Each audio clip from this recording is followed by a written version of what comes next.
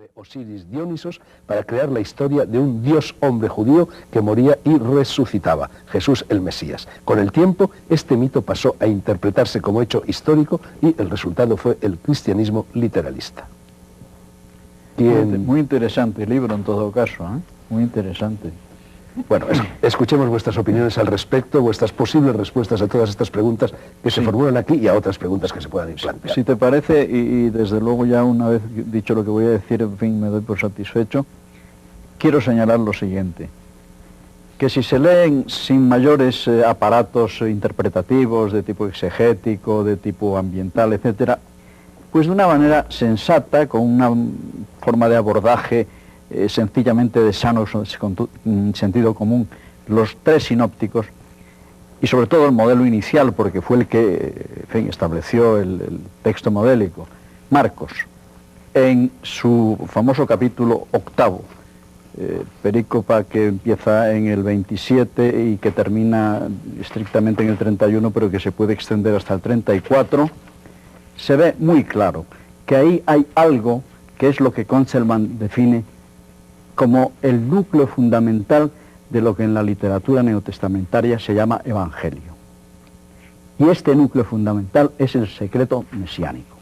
El secreto mesiánico es un artificio legendario inventado por Marcos para salir de un atolladero teológico que convierte al Jesús de la historia, cuya mesianidad discutible pero probable, conciencia de mesianidad quiero decir, era la davídica, la popular, la que esperaba en cierto modo el pueblo de Israel, el pueblo de Judá. Y por otro lado, tenía que justificarse el salto desde esa mesianidad, desde ese Jesús, a la mesianidad del Nuevo Testamento, a la mesianidad cristológica, que era la mesianidad en definitiva preparada ya por las epístolas paulinas, que son fundamentales para entender los 4 evangelios, de un Jesús que es Dios hecho hombre, que muere en la cruz en una operación expiatoria para expiar culpas que por lo visto el exigente Dios del Antiguo Testamento tenía pendientes, en fin, en relación con las ofensas que había recibido, y iba a padecer la muerte y a los 3 días resucitar. La realidad que es ficticio, y esto realmente a mi juicio condiciona el salto del Antiguo al Nuevo Testamento, es que aquellos judíos que quedaron helados cuando escucharon la declaración supuesta del propio Jesús de que no iba a ser una carrera de gloria, sino de mucho padecer, de mucho sufrimiento, de pasión y finalmente de muerte y después de resurrección gloriosa. Pedro le parece que eso no es, porque Pedro tiene la idea de la mesianidad tradicional y se enfurece. Y Jesús le dice: cállate, que tú tienes el pensamiento de los hombres y yo tengo el pensamiento de Dios. Ahí está la cesura entre el Antiguo y el Nuevo Testamento. En todo caso, Gonzalo, has centrado perfectamente bien en esta noche lo que muchísima gente en todo el mundo ha celebrado hoy, que es la resurrección del Señor. Invocando las cartas de Pablo, dice Pablo que si eso no hubiera ocurrido, toda la fe cristiana sería vana, sin fundamento, porque la fuerza de que lo que dijo este profeta o este señor o este hombre es la fuerza que le da el ser el Mesías, el Hijo de Dios, es justamente el que resucita. Si todo acabó el Viernes Santo, es un fracasado más, como tantísimos otros Cristos que hubo y Mesías que acabaron en la cruz, en el patíbulo, desterrados, etc. Pero que alguien que dice antes lo que va a ocurrir y le ocurre a él mismo, y los demás no son tan bobos como para creérselo a la primera, sino que exigen razones, y dice Pablo, dice muchos de ellos aún viven todavía, y más de 500 lo vieron resucitado después de padecer la cruz. Sí, bueno. Bien, yo sigo pensando en que, por lo que leía antes Fernando, sigo pensando que a ese creador del mito, si es que no hubiera sido realidad como lo es, de un Cristo, de un hombre, Jesús, y un Cristo, Hijo de Dios, Mesías, que ha movido la historia, que con el libro de César... al que habría que hacerle muchísimas objeciones. Sí, pero de hecho la realidad sencilla histórica es que ha sido el motor de la cultura. En gran parte sí, pero en sentido negativo muchas veces. Sería, a ese creador del mito habría pues que encontrarlo, no sé quién sería. Pues es Pablo de Tarso. Pablo de Tarso es... Bueno, a mí me gustaría intervenir por eso del relleno. A mí, desde los pavos hasta estas cosas, me gusta mucho, ¿no? Yo creo que hay varias cuestiones que voy a intentar centrar muy brevemente, retomando incluso la que tú planteabas al principio, Fernando. Vamos a ver, primero, la concepción de Mesías en el periodo del Segundo Templo no es uniforme. Es decir, posiblemente la mayoría de la gente lo identificaba con un Mesías davídico, guerrero y expulsor de los romanos, pero no es uniforme.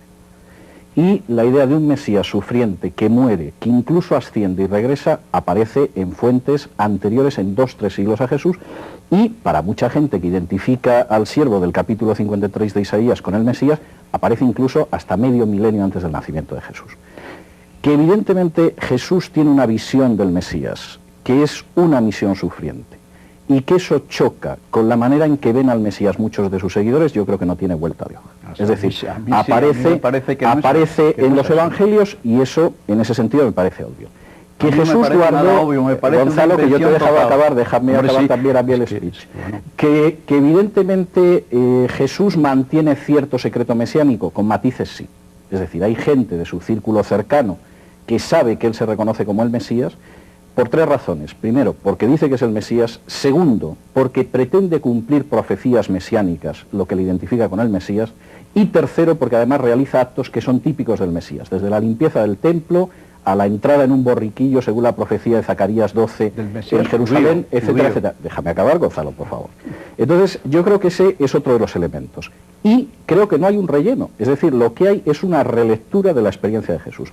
Ahora, sí hay un elemento central, y yo en eso coincido contigo, y es que cuando se produce la muerte de Jesús, la reacción de los discípulos es una reacción de confusión, de desconcierto, de pánico, incluso de incredulidad, cuando se producen los primeros anuncios de resurrección.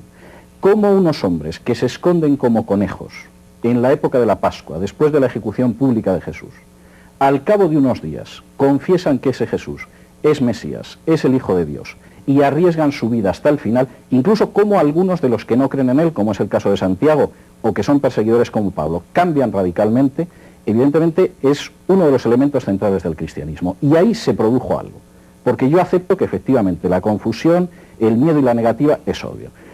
2 brevísimas apostillas a 2 temas que han salido. Yo en principio no tengo ningún problema en aceptar que quizá el primer evangelio es el de Marcos. Esto es una teoría que tú abrazas, que hay mucha gente desde Vincent Taylor que sostiene, y que yo creo que puede ser verdad, pero puede no serlo. Por ejemplo, el hecho del papiro Tide, de Mateo, que hay que datar entre el 40 y el 50 por el tipo de escritura que tiene, es posiblemente un intento de volver a esa cuestión. Y una última cuestión, que era la que mencionabas tú, Fernando, y reanudo un poco y te devuelvo la pelota en el punto inicial. ¿Existió un elemento gnóstico en el cristianismo? Pues posiblemente desde el principio. Hay huellas de ello en el Nuevo Testamento, y además yo diría que hay un enfrentamiento beligerante con él. Por ejemplo, la primera carta de Juan no se puede entender nada más que como un intento de que no se utilice el Evangelio de Juan en clave gnóstica, y es muy claro. Es decir, la forma en que va desgranando frases del Evangelio de Juan y dándoles la interpretación antinóstica. La epístola de Pablo a los Colosenses es un escrito antinóstico desde la primera línea hasta el último de los versículos. Muy tardío. Es decir, que en ese sentido, evidentemente, claro que hay un enfrentamiento con el gnosticismo, al que fundamentalmente yo diría que se le imputan algunos errores inaceptables para la comunidad judeocristiana primitiva. Como es, por ejemplo, el hecho de que sea para unos pocos, el hecho de que hable de un conocimiento limitado, y el hecho de que de alguna manera relacione la figura de Jesús con mitos previos que yo diría que no son helenísticos, posiblemente tendríamos que ir a Mesopotamia.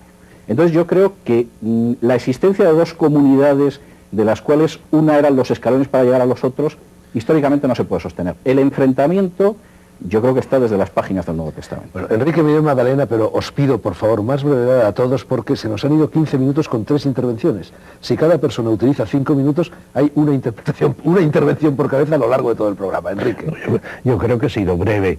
Sí, brevísimo, incluso más de la cuenta. Bueno, no, yo lo que quería decir es simplemente que me choca mucho que unos libros, como es la Biblia en general, ¿verdad?, que están escritos por mentes orientales y que yo creo que está latente, hay una mentalidad muy distinta de la nuestra occidental, estemos queriendo aplicar nuestra mentalidad occidental para entender esos libros. Yo creo que lo primero de todo que tendríamos que hacer es ver cómo era esa mentalidad, cómo realmente escribían ellos, qué sentido tenía lo que ellos escribían, y esto me parece a mí que es fundamentalmente esa idea que decía yo la vez anterior de la imaginación, la fantasía, el uso del mito, que es algo inherente también al lenguaje humano, porque es un lenguaje muchas veces simbólico. Y por lo tanto tendríamos que encontrar en estos libros, más que estos análisis tan racionalistas, yo creo que lo que mismo que haríamos con el Dhammapada de Buda, por ejemplo, ¿verdad? Ver qué espíritu hay ahí, ver qué sentido vital, poético hay ahí, que yo creo que es lo que pretende un oriental, muy distinto de lo que pretendemos nosotros, que nosotros somos unos racionalistas a ultranza, y por lo tanto escribimos de otra manera completamente distinta. Incluso tanto planteamiento histórico racionalista, pues yo creo que desvirtúa muchas de las cosas que se intentan transmitir ahí, que yo digo que son cosas más bien vitales, poéticas, yo diría llenas de imaginación, llenas de sentido mítico, pero es un lenguaje realmente, y lo único que tendríamos nosotros que hacer es vivir ese lenguaje, y realmente, bueno, unos seguirían en la línea cristiana, otros no seguirían en la línea cristiana, pero yo creo que es fundamental el lenguaje oriental, bueno, que no es el occidental. Enseguida te paso la palabra, Luis, tu intervención diciendo que te choca. A mí también me están chocando bastantes de las cosas que se están diciendo aquí, y sobre todo me chocan mucho dos cosas. Primero, lo que has dicho tú referido a la frase de San Pablo de que si Jesús no resucitó, vana es nuestra fe. A mí me choca extraordinariamente que una persona, para adherirse a una doctrina, ya sea religiosa, ya sea filosófica, ya sea política, tenga que recurrir a un milagro. Flaca fe, me parece esa. Me parece una fe mucho más honda, mucho más fundamentada, aquella que se basa en el mensaje y no en determinadas operaciones que podríamos calificar un poco malévolamente de prestidigitación. En segundo lugar, me choca también extraordinariamente que para discutir todo esto estemos una y otra vez refiriéndonos, pues casi como única fuente, a lo que es el Nuevo Testamento, cuando los textos que están incluidos en el Nuevo Testamento merecen dudosa credibilidad, porque las personas que los escribieron fueron jueces y parte, porque fueron textos escritos en la mayor parte de ellos muchísimo tiempo después de los hechos a los que se refieren, porque no fueron ni siquiera textos biográficos, eran textos para ser discutidos en el seno de las comunidades cristianas del Mediterráneo en aquellos siglos, y porque luego se han visto sometidos, aparte de las traiciones, traducciones a las que tú te referías el otro día, Fernando, a toda clase de manipulaciones, extrapolaciones, etcétera, etcétera. Bueno, dicho esto, me parece que muy sencillo quería decir algo. Dos cosas. Y luego tú, César, por favor. Una, realmente la fe, claro, la fe no es la creencia, ni es la convicción. Desde luego, si la persona en que creemos, como Jesús el Cristo, Jesús histórico y el Cristo metahistórico, se lo ha tragado la historia, como a cualquier otro personaje, vana es nuestra fe, ¿eh? Ahí la fe abre por eso se tiene fe o no se tiene, es sí o no, es una verité de fe, como de hecho, una verdad de hecho. Pero Luis, yo podría ser cristiano aunque Jesucristo no hubiera resucitado, caso de que la doctrina cristiana me convenciera. No necesito de la resurrección. No, porque es que entonces la doctrina cristiana, ¿qué crédito tiene? Tiene el crédito pragmático de que libera a los oprimidos, nada más, como puede tener la de Marx. Bueno, no, tiene el crédito que puede derivarse de una filosofía, de una propuesta de organización política y social, incluso de una determinada visión del cosmos. Final como cualquier filosofía, claro. Pero esa especie de exigencia de la entrega de la vida y la persona a esa especie de misión, de tarea, etcétera, requiere algo más. Bueno, segundo, porque claro, esto nos va a llevar muy lejos. Segundo, mito. Ahí entro yo en una especialidad mía. Se habla de mito como si fuera una fábula, como si fuera poesía. Oye, no, el mito era el modelo racional, prehistórico y protohistórico y antiguo para englobar de una manera, pues como la nueva física construye modelos matemáticos que no entendemos, una serie de, digamos, de verdades o de supuestos o de supuestas verdades que intuían los sabios de una cultura. Y no solo eso, de modelos de conducta también. Y modelos de conducta. O sea que los mitos, por supuesto, lo que se llaman mitos de Platón no son mitos. Son alegorías o son explanaciones. El mito es narración. Narración. El logos Es razonamiento. Sí, pero el mito es una narración, porque Sin también duda, la leyenda es sin narración, duda. también Eso- la fábula es narración. Es otro tipo La de saga, lenguaje. También la novela, la saga es La narración. saga. El mito Es otro tipo de pretende, lenguaje. por lo menos en los pueblos tribales, pretende ser la condensación de una concepción del mundo fundamental de la cual derivan toda su ética y todo su estar en el Sin mundo. duda. Y en ese sentido sí que se puede decir que Cristo es un mito, pero en el sentido más noble de la palabra, ¿verdad? Pero no como si fuera fabuloso. Bueno, ese ya No, si en el Cristo mítico yo creo que estamos todos de acuerdo en que hay un Cristo mítico. En lo que ya no estamos todos tan de acuerdo es en lo relativo al Jesús histórico. El eslabón. Claro, el eslabón entre el Bueno, Cristo y Jesús. Y pasa con todo. Tenemos por ejemplo, un diamante. Un diamante es un carbono puro, lo que sea. Pero se le rodea, se le inviste de valor y de significado, y hasta de significado legendario, el coinor o el tal, y entonces se convierte en un mito. O sea, en la teoría del conocimiento humana, en todo, maderas nobles, personajes nobles, tal, es una realidad física investida de función, de significado y de valor, que es lo que hace el lenguaje y lo que hace Y la desde ese filosofía. punto de vista, y lo ha señalado también Campbell, es dramática la desaparición de mitos en la edad contemporánea, Claro. porque el niño y el adolescente necesitan mitos Claro. para forjar su carácter, para forjar Claro, su conducta, claro. y al no tenerlos, al haberlos desposeído de los mitos de la historia sagrada, se agarran a cualquier cosa, a Schwarzenegger, al Che Guevara, a Michael Jackson o al mismísimo eso es. Hitler. Es que ¿no? yo creo que naturalmente el lenguaje analógico, que es en el fondo lo que es un mito, es insuprimible. Claro. Es decir, que quedaría mutilada la capacidad expresiva del ser humano si se eliminase la forma analógica de pensar, que es una forma simbolizante.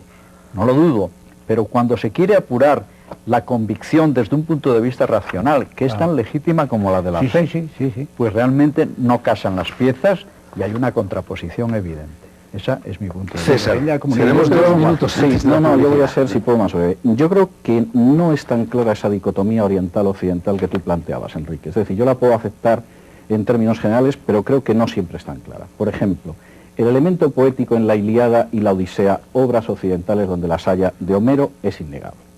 Y por el contrario, y en ese sentido el judaísmo, a mi juicio, es un gran cañamazo del que luego sale el cristianismo y más lejanamente el islam, pretende que no está contando algo poético, sino que algo ha sucedido en la historia. Es decir, la fe de Israel es el anuncio de que se produjo la liberación de Egipto, eso se repercute en la liturgia y se supone que anuncia la llegada de otro hecho que será en la historia, que es la llegada del Mesías. Esto quiere decir que de entrada, luego se puede discutir si esas fuentes históricas son más o menos exactas, se acercan más o no, pero lo cierto es que lo que se pretende es narrar historia, interpretar la historia pasada, vivir la presente a esa luz y a la luz de la historia que se va a producir. No vivir en una sucesión mítica, que es otro tipo de lenguaje al que yo le reconozco méritos, pero que creo que no es el caso de los judíos ni el caso de los evangelios, sobre los que como fuentes históricas, como te imaginarás, Fernando, tengo una idea bastante mejor. De ahí que, por ejemplo, la referencia de Pablo en el capítulo 15 de la primera epístola de los Corintios, diciendo que si la resurrección no se produjo, la fe es vana, tiene una enorme lógica. Quizá no tiene tanta lógica para muchos de los hombres y mujeres del siglo XXI, pero sí tiene una enorme lógica desde el punto de vista de una fe histórica que nace del judaísmo y que además pretende que es el cumplimiento del judaísmo. Y es que si efectivamente eso se produjo en la historia, no cabe la menor duda de que la predicación de Jesús y de aquellos que han aprendido de Jesús y transmiten esa enseñanza es esencial. Y si aquello no se produjo en la historia, posiblemente nosotros, imbuidos del pensamiento mítico clásico, nos puede parecer que uno puede seguir a Jesús como un maestro, como nos puede inspirar Buda o el Mahatma Gandhi. Pero desde el punto de vista del cristianismo primitivo, eso es un absurdo, porque ya está desvinculado, se ha roto el eslabón que une con la historia. Y en ese sentido, la pregunta de Fernando a mí me parece lógica, es decir, el hombre del siglo XXI, y la respuesta de Tolstoy, por ejemplo, sería: yo no creo en la resurrección y soy cristiano, es decir, soy un hombre que puede abrazar el cristianismo de esa manera, sobre todo como enseñanza ética. La respuesta de los primeros cristianos sería todo lo contrario, es decir, no estamos refiriendo mitos, y por cierto, ese es un término utilizado por Pablo en un sentido negativo en algunas de sus epístolas, sino que realmente lo que nosotros estamos refiriendo es una realidad. Y cuando el apóstol Juan escribe la primera carta, dice: lo que nosotros hemos visto, hemos palpado y hemos tocado. Se está hablando de una realidad histórica. Y efectivamente, yo creo que este es el elemento esencial, que visto desde el siglo XXI puede ser discutible, pero que evidentemente para esa gente la realidad estaba en que habían visto a Jesús resucitado, que habían comido con él, que eso había transformado su vida y por lo tanto aquello era verdad. No, yo quería simplemente insistir en lo que había indicado yo y que en alguna manera no está de acuerdo y en otra forma sí está de acuerdo respecto a esa diferencia de mentalidades oriental y occidental. Pero yo creo que es evidente que la forma de escribir historia de un oriental, como es lo que se escribió en la Biblia, es muy distinta de la manera como se escribe la historia, por ejemplo, en el mundo romano, o no digamos la historia que se escribe hoy en día. Y yo creo que tú has puesto un ejemplo muy interesante del mundo griego, que serían dos grandes poemas, la Ilíada y la Odisea. Pues eso es lo que estoy diciendo yo, que precisamente esos poemas son los que revelarían mejor el sentido de la Biblia, porque la Biblia es fundamentalmente, con esa mentalidad que ellos tienen los orientales, un libro poético, y por lo tanto en los mensajes hay que buscarlos como se buscaría también en una poesía. Yo muchas veces digo que Khalil Gibran, por ejemplo, en la poesía sobre Jesús, a mí me dice mucho más que muchas de estas discusiones que tenemos sobre el tema de Jesús. Yo creo que una de las cosas muy importantes actuales son los libros de literatura o las obras literarias de cine, de teatro, etcétera, a propósito de la figura de Jesús, porque yo creo que ellos descubren ciertos aspectos que a lo mejor en yo diría, disección demasiado atomizadora que nosotros utilizamos con nuestro pensamiento puramente racional, pues perdemos un poco en ese sentido. Y cuando aquí se ha hablado de los mitos, bueno, yo creo que el mito es un lenguaje simbólico. Mircea Eliade es una de las cosas que más ha desarrollado precisamente esta idea, y yo creo que también tendríamos que entender mucho de lo que está en la Biblia a propósito de este lenguaje, que no es el lenguaje puramente racionalista, sino un lenguaje simbólico, y por lo tanto un lenguaje que es estimable y que no se aparta de una realidad, sino que es otra manera de hablar de esa realidad que muchas veces no podemos hablar de otra forma. Bueno, pero la diferencia entre la Biblia y la Ilíada es que la Ilíada, además de utilizar un lenguaje poético, Troya, como demostró Schliemann, estaba donde la Ilíada... Y es que muchas de las... No todo lo que dice la Biblia se ha demostrado históricamente. Ni todo lo que dice la Ilíada y la Odisea tampoco. Por eso yo digo que hay maneras distintas. En conexión y muy fugazmente acaba de salir un libro que está hecho por dos grandes personajes en el mundo de la arqueología bíblica, que es Finkelstein y Silverman, que dicen que todo el utillaje que utilizó, por ejemplo, la escuela de Devaux y primero Lagrange y después, naturalmente, el grupo de Albright y todos estos americanos, realmente dicen que cada vez está más claro que utilizando todos los métodos arqueológicos, no solamente el de las piedras duras, sino pues una serie de elementos documentales y de cómo eran el utillaje de la cultura en aquellos tiempos, etc., cuando se aplican y se ponen en conexión con la cronología de lo que ha quedado del Nuevo Testamento, demuestran hoy cada vez más que no coinciden y que hay decalage o lags o como se llama. Es decir, desplazamientos cronológicos de 300 y pico de años.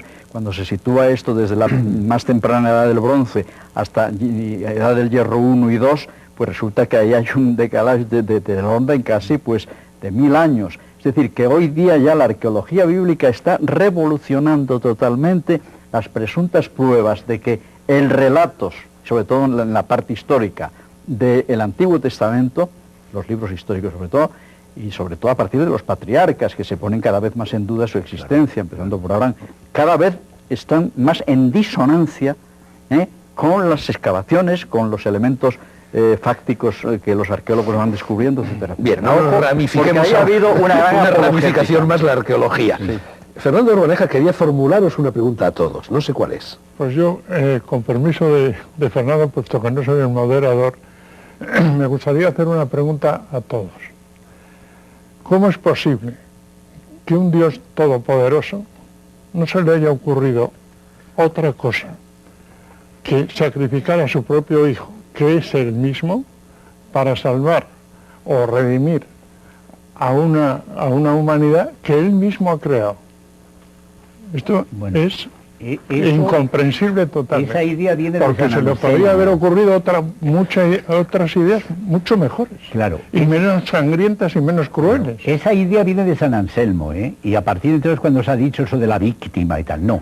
Jesús viene a reformar Bueno, ya está en la Pablo, religión. ya está en Pablo. Sí, Ya está y en los en Pablo, evangelios. Bueno, pero no como funcional. Ahora, Anselmo lo amplificó, Claro, porque claro. le dio un carácter forense que quizás Claro, estaba menos ese señalado carácter en Pablo. Pero está. Pero en el Está en fondo Pablo. tenía que pasar porque venía a reformar, a refutar la manera de practicar la ley de las autoridades religiosas. Y para eso necesita ser sacrificado No, es que y su morir. vida iba derecha a la condenación jurídica, penal, ¿verdad? Ha Porque habido otros De reformadores todas en maneras, esta historia que no la idea necesitan. es verdaderamente un poquito monstruosa. no, Bueno, la idea es fíjate alentadora, Gonzalo, que todo lo, depende que de lo que dónde más se mire. nos No, cuesta, perdón un momento, que lo que más nos cuesta a los hombres asumir es el dolor. Tanto que Buda es huida del dolor. Exactamente. Yo Y creo que esto aquí, lo sublima. sin embargo, hay un elemento interesante que yo creo que diferencia al cristianismo de otros monoteísmos, como puede ser el caso del judaísmo o el caso del islam. Y es que, de alguna manera, la carga del sufrimiento, de la tortura y de la muerte la admite el mismo Dios. Es decir, la pregunta de Elie Wiesel, ¿de dónde estaba Dios en Auschwitz? El cristianismo puede decir que Dios colgaba de la cruz del Calvario. Y eso el judaísmo no lo puede hacer, ni lo puede hacer el islam. Es decir, el Dios es tan inmensamente trascendente que no se encarna. A mi juicio, la gran superioridad filosófica del cristianismo está en el hecho de que ese Dios se ha hecho carne y ha muerto por el género humano. ¿Por qué como víctima expiatoria? Yo coincido contigo en que efectivamente San Anselmo le da un carácter forense que por lo menos está muy diluido en los siglos anteriores, pero que evidentemente está en la Biblia.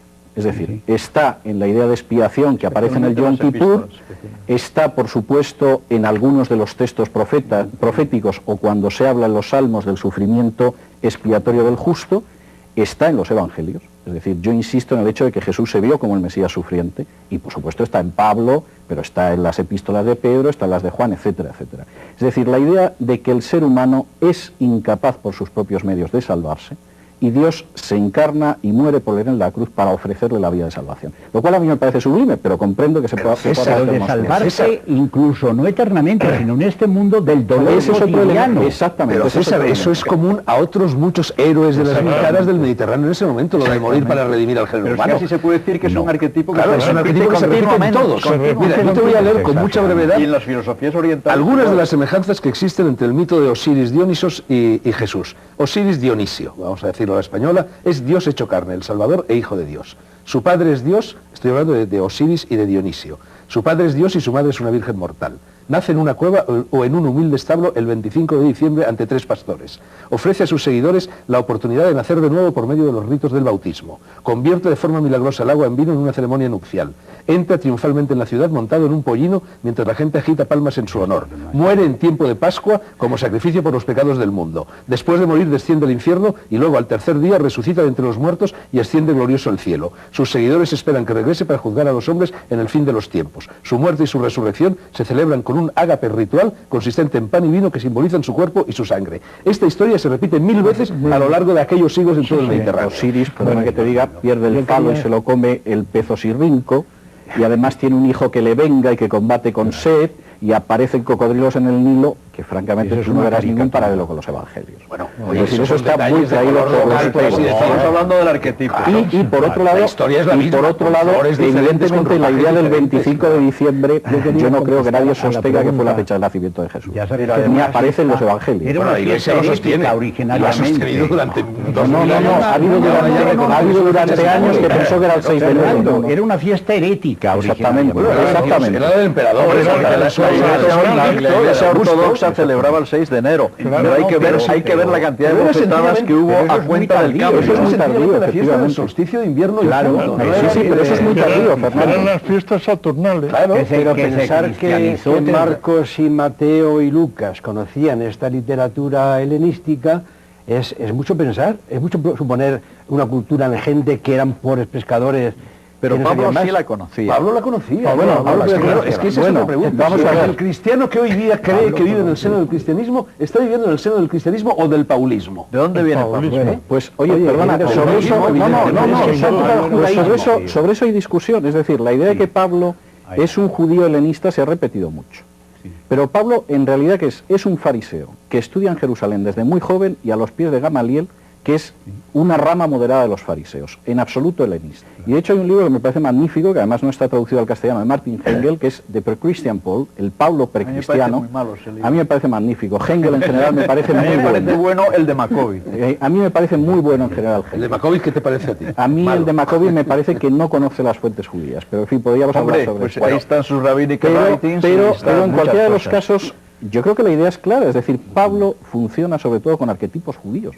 Es decir, Pablo cita del Antiguo Testamento en sus epístolas del orden de 800 veces. Y la única referencia que tenemos que citar de autores no judíos es en la predicación en Atenas, en el Areópago, que menciona a dos poetas y ni siquiera es Pablo, es Lucas contando que Pablo lo dice. Entonces un personaje que efectivamente utiliza 800 veces el Antiguo Testamento, que no utiliza en sus cartas jamás que era necesario, autores paganos de para él era indispensable. Muchas de esas citas son falsas. Oye, pero es que no han existido Bullman, Litzman, Loisy, etcétera, para ti no han existido. No, para mí eso es naftalina. Es que ese es el problema. Claro, ese es el problema. Que en estos momentos mantenerse en Bullman con los post-bullmanianos... César, me acabas de llamar naftalina. A mí naftalina me llama, a mí después de naftalina lo de Hegel. A mí Bullman me huele a... Estamos hablando de 1920. Se ha hecho una pregunta a todos, ¿no? La pregunta que yo quiero contestar a Orbaneja. Enrique tiene derecho a contestar a la pregunta que ha formulado. Tiene derecho a contestar todo. Yo voy a decir una cosa que no sé si va a escandalizar aquí a todos, ¿verdad? Y es la siguiente. A mí me parece, después de los estudios que ha hecho Girard, por ejemplo, y una serie de teólogos como Sesbue, etcétera, etcétera, creo yo que esta idea sacrificial a propósito de Jesucristo y que está tan clara en San Anselmo, por supuesto, y que no está nada clara en toda la teología oriental cristiana, yo creo que es un replanteamiento falso que hemos hecho de lo que es Jesús y de lo que ha pasado allí en Jesús.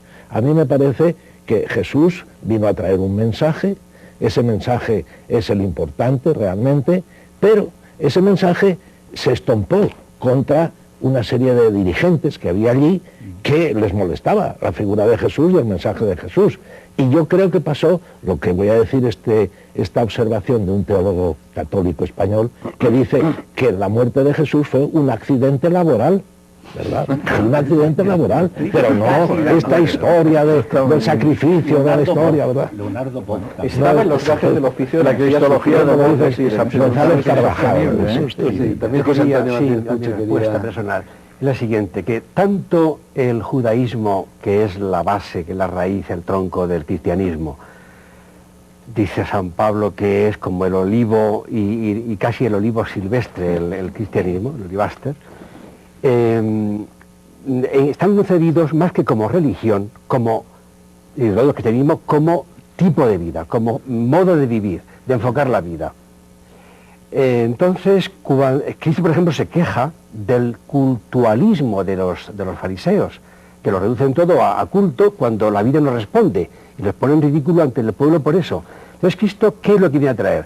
¿Más culto distinto o una religión distinta? No, viene a traer, digamos, un mensaje que se fundamenta en la vida tal como es, con sus penas y sus alegrías, con sus sufrimientos y con su muerte. Y por lo tanto todo eso lo asume Jesucristo, como el primero que lo asume para sí mismo, y que con su vida y con su mensaje nos da ejemplo a los demás. Sino, ¿a qué viene el que él no cifre ni en la Eucaristía, que habla de ella y es preciosa, ni en la oración, ni en el ayuno, que también todo eso es bueno y habla de ello, pero ¿de qué habla más Cristo? Del amor, y del amor al enemigo, cosa completamente novísima en la historia, el amor al enemigo, al que me está matando, decirle que no sabe lo que hace y que Padre lo perdone, eso es una novedad absoluta. Bueno, no es una novedad, puesto que ya me parece que es en Nasur, hay una frase poética que a mí me encanta, que dice: imita al sándalo, que perfuma el hacha que lo corta. Ese es el amor al enemigo. Y si Jesús, en la época que vivió, hubiera dicho ama al enemigo, lo hubieran apedreado, porque quería decir ama al odiado romano que nos está... Es que lo dijo, sí. Es que lo dijo. Eso parece ser que es un añadido posterior. Es que lo dijo, y además él mismo. Una cosa es hacer poesía y hablar muy bonitamente, precioso lo del sándalo y el hacha. Pero luego no es una idea nueva. Desde la cruz. Pero no es una idea nueva. No, la idea que ya venía de yo antes. eso lo he analizado en Fe Cristiana e Iglesia Poder a fondo, y realmente hay una tergiversación. Pero en fin, lo que me gustó mucho es que Jesús viene a interiorizar el sentido de la ley. Y en ese sentido es un matiz decisivo, porque inaugura una nueva forma de afrontar precisamente la ética judía. Pero él está dentro de las coordenadas judías. Pasa es que él quiere que se desformalice en parte, sin perderle desde luego las tradiciones litúrgicas. Quiere que la ley sea algo más que unas ofrendas, que unos ritos, etc. Quiere la metanoia, la teshuva, es decir, quiere realmente por dentro, en el corazón. Esa idea me parece muy fértil, yo me apunto a esa idea y en ese sentido enlaza muy bien con lo que ha dicho Enrique, ¿no? Bueno, ahora, yo creo si que me lo permitís, perdóname, César, una cuestión es que me gustaría ir apuntando algunos de los temas posibles, ¿no? Estás en tu programa, ¿eh? Y tú también estás en el tuyo. De todas maneras, si quieres lo dices en tu momento, pero yo quería plantear una cuestión de método. Se supone que las 7 personas que estamos aquí somos 7 personas de buena voluntad que intentamos conocer lo más posible acerca de esa figura crucial para el entendimiento de la historia universal, que es Jesús de Galilea.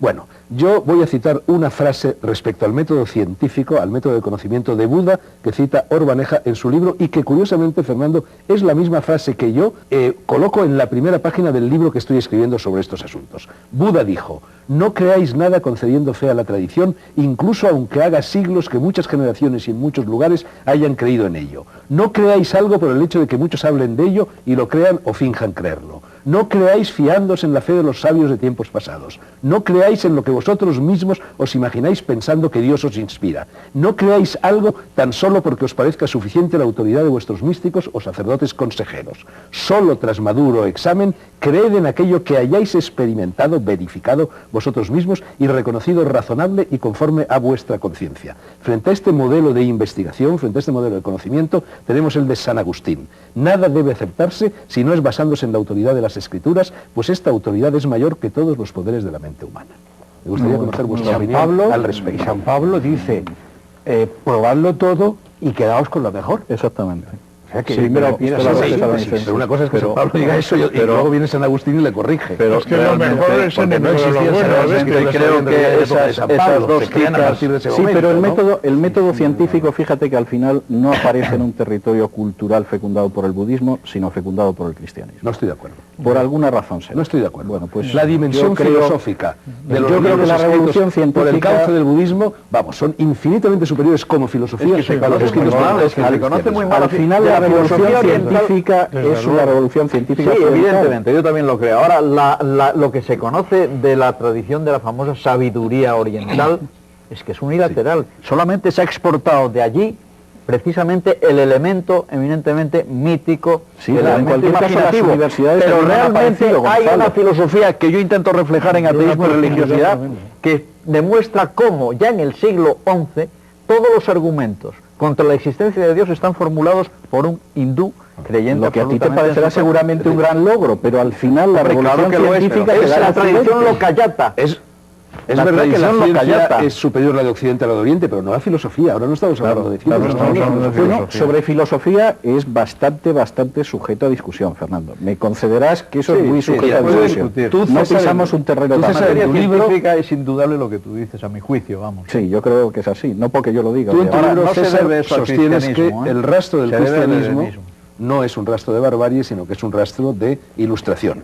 Hay personas que creen lo contrario. Que hay elementos de barbarie, como puede ser, por ejemplo, sin duda. Ahí estamos de acuerdo. Y creo que al mismo tiempo hay elementos de progreso que finalmente no se dan en otras culturas. El balance es abiertamente positivo. Sin ningún género de dudas. Incluso te planteas, me parece que es en las últimas páginas del libro, ¿qué hubiera sido el mundo si no hubiera existido el cristianismo? Brevemente, pues yo te digo, por lo pronto, si no hubiera existido el cristianismo, no hubiéramos tenido ni comunismo ni capitalismo, para empezar. Pero me gustaría decirte, yo no estoy muy seguro, algo de lo que seguramente dicen a lo mejor tampoco tendríamos dos, luz eléctrica, ¿no? estos dos investigadores, eso viene de los griegos, eso no viene del cristianismo. Pero si los chinos lo habían inventado ya, y los chinos habían ya mucho. Los griegos nos han llegado porque se salvó en los monasterios medievales. El Tao chino está mucho más cerca del espíritu de la cosmología actual que todo lo que hay en las Si los monasterios medievales ni sabríamos ahora mismo quién era. Hombre, tú te limitas a una función transmisora. Es lógico, si ellos tenían todo, también tenían los manuscritos. Los investigadores en este libro, y es ya lo último que digo y el último tema de discusión que propongo, dicen: Al igual que el comunismo, el cristianismo empezó con un mensaje de libertad e igualdad, pero terminó creando un régimen autoritario y despótico. Pone luego los ejemplos de China y la Revolución Cultural, Camboya, etc. Y luego, refiriéndose a lo que hizo el cristianismo en los primeros siglos de nuestra era, dice, la absurda del mismo modo, 15 siglos antes, fanáticos monjes cristianos llevaron a cabo una revolución cultural que arrasó las maravillas y los logros antiguos del paganismo e hizo que la civilización occidental retrocediera 1000 años. La absurda destrucción de nuestro acervo pagano es la mayor tragedia de la historia del mundo occidental. Es difícil de comprender la magnitud de la pérdida. Sigue, y luego dice, los antiguos habían construido las pirámides y el Partenón, pero después de unos cuantos siglos de cristianismo, en muchos lugares de Europa, la gente había olvidado cómo se construían casas de ladrillo. En el siglo I a.C., Posidonio había creado un hermoso modelo giratorio del sistema solar que representaba fielmente las órbitas de los planetas. A finales del siglo IV después de Cristo, era un sacrilegio no creer que Dios colocaba las estrellas en el cielo todas las noches. En el siglo III a.C., el estudioso alejandrino Eratóstenes había calculado correctamente la circunferencia de la Tierra con un escaso margen de error, pero ahora se consideraba una herejía no creer que la Tierra era plana. Nos hicimos, ellos, la siguiente pregunta. Si el paganismo era tan primitivo y el cristianismo literalista es la única religión verdadera, ¿por qué fue sustituida la civilización pagana por los 1000 años que acertadamente llamamos la Edad de las Tinieblas? Pues muy sencillo, porque se produjeron las invasiones bárbaras. ¿Dónde hay que firmar? Vamos, es que es... ¿Cómo dónde hay que firmar? Oye, la cultura pagana mantenía la esclavitud como una institución. Oye, la esclavitud en Pablo es un tema que es muy lejos de lo que tú dices. Absolutamente como una institución. Mira, el capítulo 13 de la epístola a los romanos, el capítulo 13 es probablemente la declaración del despotismo del poder más impresionante. Además, en otra epístola dice Pablo que hay que obedecer al poder civil con miedo y con temblor. De ahí el título del libro de Kierkegaard. Y la carta a Filemón. Exactamente. Pero si le dice a los esclavos, obedeced a vuestros amos y acatarlos. La cultura clásica... Por favor, pero decir que hay feminismo en Pablo y que hay antiesclavismo en Pablo es una deformación. Gonzalo, el mundo romano que conoce Pablo tenía un 4% de familias donde había más de una hija. Sí, no, y en excavaciones arqueológicas lo que aparecen sobre todo son criaturas abandonadas, en su mayor parte mujeres. Quien acaba con eso precisamente es el cristianismo. Ese no es el tema de la esclavitud. Hombre, es el tema de la esclavitud y es el tema, por ejemplo, de la exposición de niños recién nacidos, que tenía la cultura clásica, como tenía la crucifixión, como tenía los combates de gladiadores y como tenía la ejecución masiva de esclavos y de presos de guerra. Y quien acaba con eso es el cristiano. César, tú no idealicemos, por favor, el mundo clásico. Eso es maravilloso. La filosofía griega desde Aristóteles en adelante acaba también con eso. Aristóteles dice claramente que la gran ética o la ética que son inferiores. No. Bueno, y que hay naciones que están destinadas a ser esclavas porque son inferiores. Pero la ética y eso lo suscribiría Hitler, pero no San Pablo. Hombre, es que lo que hace en el Imperio Romano el cristianismo es precisamente consagrar el Imperio Romano como una realidad indiscutible. Dice que pues los es discutible eso también. Que los planetas están movidos cada uno por un horistón, que es una especie de ángel, ¿eh? No pongamos a Aristóteles como si fuera... No, Aristóteles claro, tenía sus problemas. Es decir, es muy complejo una época por... Sí. A mí me parece que en ese libro que acaba de leer, la esclavitud acaba caricaturas con el cristianismo. Positivas y negativas. Pero bueno, Luis, no sé, por ejemplo, César Vidal, y estamos ya fuera de tiempo, pero tú dices, César, en la página 14, dices, el legado de Roma no quedó del todo aniquilado por los bárbaros en virtud de la colaboración prestada por los perseguidos cristianos. Claro, ¿no? Si los bárbaros eran cristianos también. Bueno, los bárbaros en algún caso eran cristianos en un momento determinado y en otros casos y luego dices, en la segunda parte nos acercaremos a la manera en que el cristianismo... Efectivamente, Atila, por ejemplo, no era cristiano. En la segunda parte nos acercaremos a la manera en que el cristianismo no solo salvó la cultura clásica durante la Edad Media, sino que incluso sentó las bases una y otra vez de una cultura común europea. Bueno, yo creo que eso no lo hicieron los cristianos, lo hicieron en todo caso los árabes, los judíos y los cristianos españoles en la Escuela de Traductores de Toledo. Y los propios llamados y los bárbaros cristianizados hacen eso. El Renacimiento fue una recuperación de los cristianizados, helenizados y romanizados. Helenizados y romanizados. Inevitablemente, claro, no había otra forma. Es decir, el Renacimiento... Si querías pintar a tu prima tenías que darle la forma de la Virgen María, porque si no, no te financiaban el cuadro. Sin una referencia al cristianismo. Es decir, Erasmo empieza con un texto crítico del griego del Nuevo Testamento. Pero sí, ya se sabe que el cristianismo no se puede saltar. Y el elogio de la locura y los adagios de Erasmo son libros de crítica cristiana. Bueno, dentro de un año, cuando llegue la próxima Semana Santa, os emplazo a todos y seguimos con la conversación. Como don Juan Tenorio y el comendador. El que da lo que tiene, no tiene por qué dar más. Hemos consumido ya todos y cada uno de los minutos de la segunda entrega de Negro sobre Blanco, dedicada a Jesús de Galilea. El debate que hoy hemos mantenido y el que mantuvimos la semana pasada empezó hace aproximadamente 2000 años en la tierra de Canaán, y es posible que dentro de 2000 años, si antes no se extingue el mundo con o sin parusía y juicio final, sigan nuestros semejantes, que a lo peor ya no lo serán, devanándose los sesos acerca de los misterios de Jesús. Pero no seré yo quien modere activamente ese debate, ni intervendrán en él José Antonio Martínez Puche, Luis Cencillo, Enrique Miret Madalena, Gonzalo Puente Ojea, Fernando de Orbaneja y César Vidal, a no ser que lo hagamos todos por vía de reencarnación. A los 6 mi gratitud, gracias también a todos ustedes, pásenlo bien durante la semana de Pascuas, que ahora empieza, pero dediquen también un ratito a la reflexión, a la meditación y, por supuesto, a la lectura. El próximo domingo reapareceremos, resucitaremos en sus pantallas. Buenas noches.